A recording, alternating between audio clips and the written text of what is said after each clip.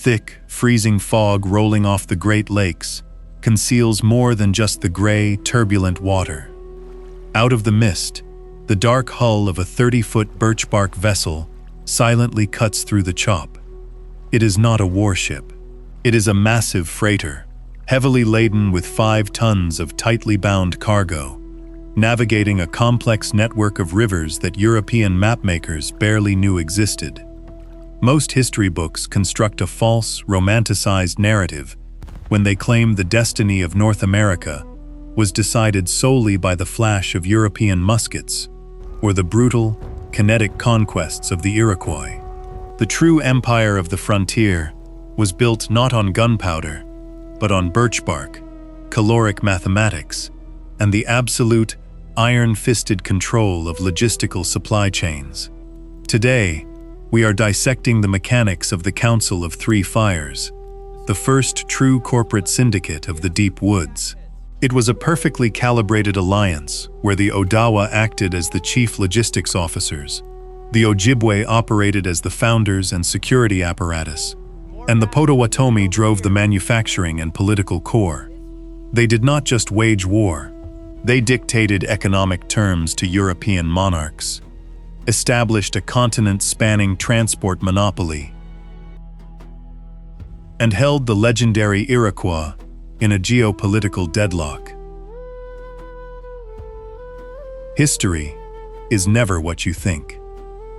The formation of this indigenous superpower was not a frantic, accidental alliance of convenience. It was the result of a massive, highly organized demographic migration driven by a mystical directive. Centuries before the first European sails appeared on the horizon, the ancestors of these 3 tribes were a single, unified people known as the Anishinaabe, living along the harsh Atlantic coast. But their society was uprooted by a spiritual mandate, the prophecy of the 7 fires. The elders received a vision ordering them to move west, deep into the uncharted interior of the continent, until they found the place where food grows on water. They marched westward for generations, fighting their way through hostile territories. When this massive migration finally reached the strategic choke point of the Straits of Mackinac, they found their prophecy, Manuman, the wild rice that choked the shallows of the Great Lakes. This rice was not just a food source. It was a dense, highly storable caloric battery that could sustain armies through the lethal northern winters. To maximize their survival and establish total control over this vast new territory, the Anishinaabe executed a calculated division. They deliberately split into 3 distinct branches, each assigned a specific, specialized societal function. The Ojibwe, Chippewa, became the keepers of faith. As the largest demographic group, they held the spiritual center, safeguarding the sacred birchbark scrolls and providing the sheer kinetic manpower required for territorial defense. The Potawatomi became the keepers of the fire. They were tasked with maintaining the sacred council fire and managing the internal political stability of the alliance. The Odawa, Ottawa, became the traders. They were the merchants, the diplomats, and the economic spine of the entire coalition. What made the Council of Three Fires terrifyingly effective was that it operated with a strict division of labor and distinct economic zones. They did not compete for the same resources, they synchronized them. To the north, in the brutal, freezing taiga of Canada and upper Minnesota, were the mobile camps of the Ojibwe. They lived in easily transportable wigwams, highly adapted to a nomadic existence in waist-deep snow. They hunted moose, trapped beaver, and harvested the wild rice. They were the primary extractors of raw materials, specifically the dense, high-quality winter furs demanded by the global market. To the south, in the fertile, loamy soils of Michigan and Indiana, were the Potawatomi. They were a settled, agrarian society, living in massive, permanent longhouse villages. They engineered the agricultural engine of the alliance through the three sisters: corn, beans, and squash. This was not primitive farming. It was an advanced bioengine. The corn provided a stalk for the beans to climb. The beans actively fixed essential nitrogen back into the soil, and the broad squash leaves shaded the ground to retain moisture and kill weeds. They produced massive, sustainable caloric surpluses. And directly in the center, positioned on Manitoulin Island and the Straits of Mackinac, were the Odawa. They established semi-permanent, fortified towns precisely on the most critical aquatic bottlenecks of the continent. By controlling the straits connecting Lake Huron and Lake Michigan, they literally held the gates between the nomadic hunters of the north and the farmers of the south. While other nations exhausted their young men in endless, bloody territorial skirmishes, the Odawa monopolized the waterways. They operated exactly like a modern, multinational logistics corporation. The secret to their dominance was advanced maritime engineering. They designed the Amakuns, small, swift cargo canoes, and the gargantuan Mashun. These massive freight canoes were 10 to 12 meters long, engineered from perfectly stripped birch bark, lashed together with spruce roots, and sealed with boiling pine pitch. When a Mashun hit whitewater rapids, it did not shatter like a rigid European wooden longboat. It flexed and absorbed the kinetic impact. A single Mashun could carry 5 tons of cargo at incredible speeds across open water, yet was light enough to be carried over land portages by a crew of heavily muscled paddlers hauling 90-pound cargo packs on their backs. The Odawa executed a flawless trade triangle. They paddled north, buying raw furs from the Ojibwe hunters. They paddled south, trading some of those furs to the Potawatomi for thousands of pounds of dried corn and highly durable woven reed mats. They loaded their massive freighters to the brim and drove these aquatic convoys down the Ottawa River directly to the French colonial ports of Montreal. The struggling French colony of New France did not survive because of the strategic brilliance of King Louis's ministers. New France survived exclusively because the Odawa signed a logistical contract to supply them. The Odawa held the absolute monopoly on transport. If you wanted goods moved in North America, you paid their rates. Because they controlled the economy, they controlled the politics. The Odawa were the undisputed diplomats of the frontier.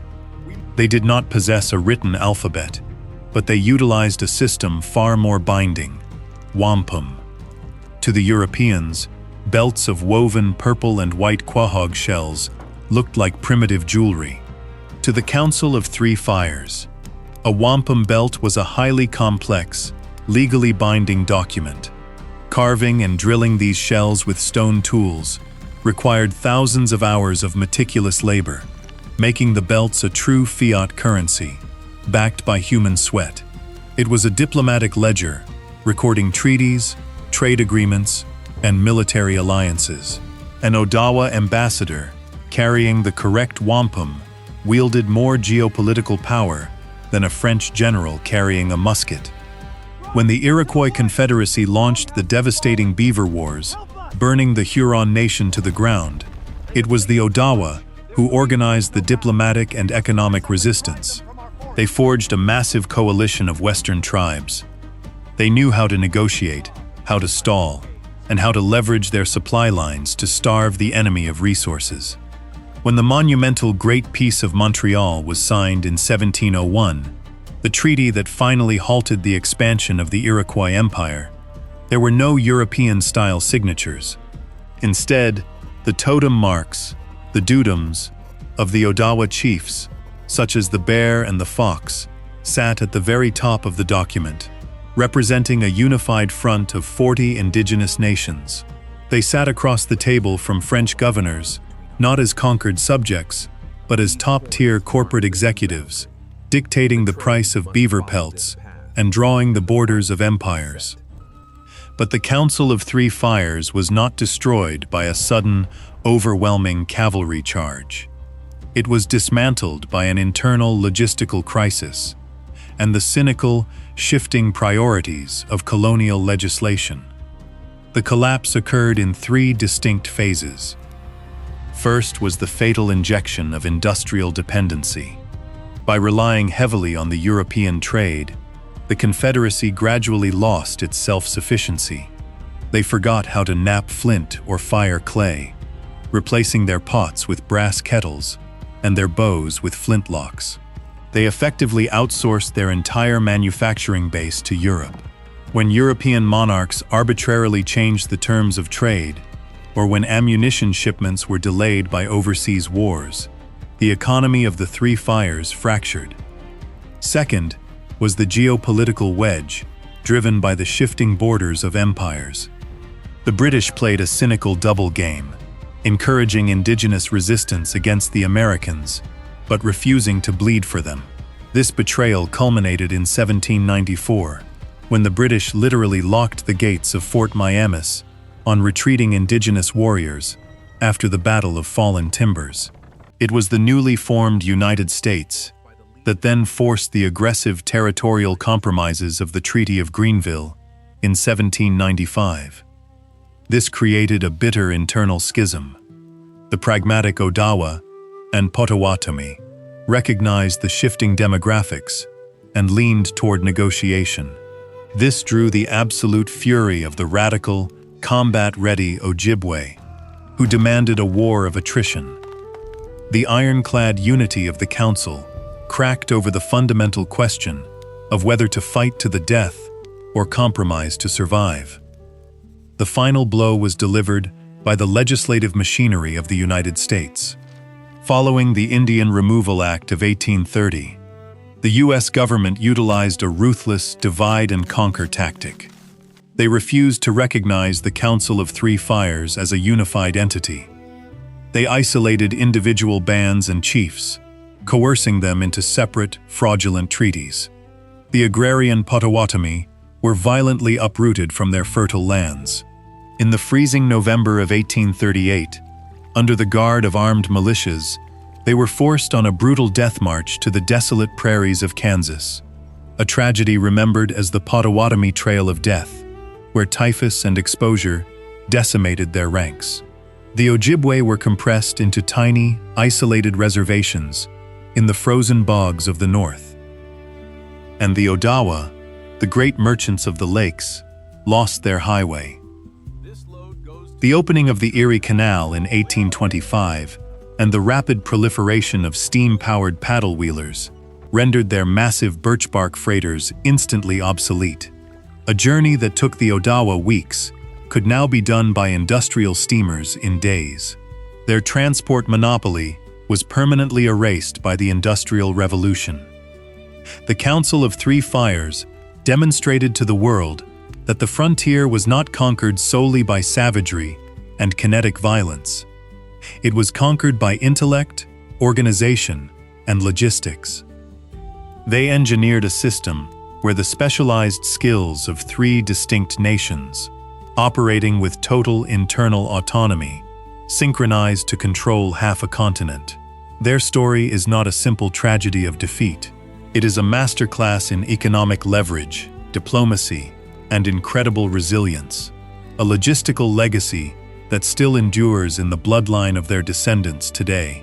History is a ledger of supply and demand, and for over a century, the Council of Three Fires held the pen.